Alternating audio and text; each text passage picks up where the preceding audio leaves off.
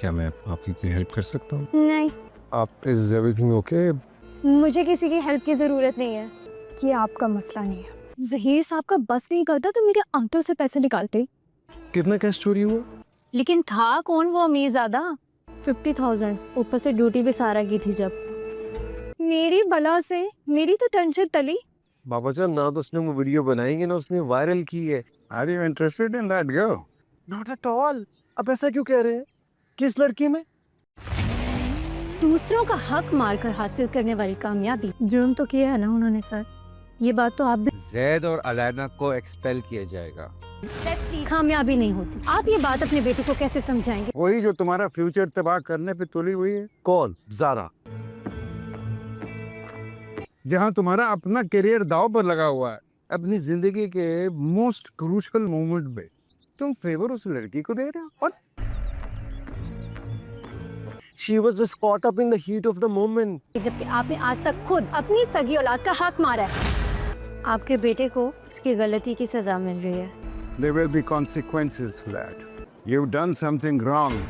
अगर मैं सेल्फिश होता ना तो प्रोफेसर सांस से कभी ना कहता मेरी बीवी के साथ तुमने 2 साल का कॉन्ट्रैक्ट किया। कि मेरी जगह तुम्हारा नाम देकर स्कॉलरशिप के। वो इसलिए किया तुमने। एडवांस सैलरी ली है और तुमने उस कॉन्ट्रैक्ट को रिवोक किया है। I'll see you in the court. क्योंकि तुम अच्छी तरह से जानते हो कि अब कुछ नहीं हो सकता। मैं फ़ोन इसीलिए कर रहा हूँ कि ये जो नोटिस है ना नवी साहब, ये कल हर हालत में पहुँच जाना चाहिए। साफ साफ कहो ना कि तुम्हें इससे मोहब्बत होने लगी है। Okay, thank you. Okay, please don't delay. हाँ,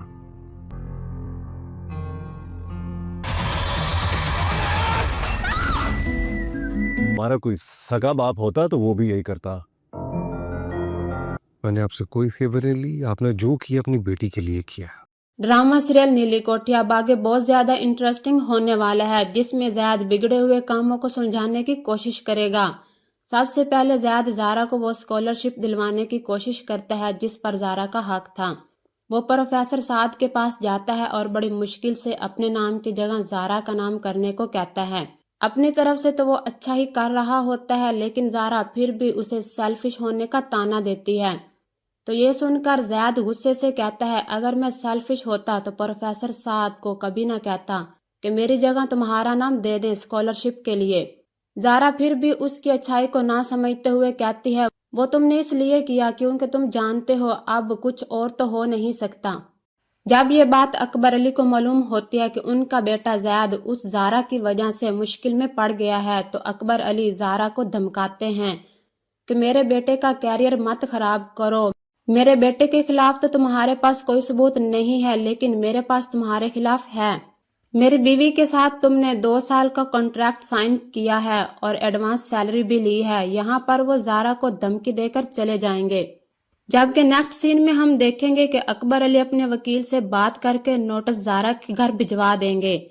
ज़ारा ये नोटिस देखकर बहुत ज़्यादा गुस्से में आ जाएगी और उसे लेकर नीली कोठी में अकबर अली के सामने पहुंच जाएगी।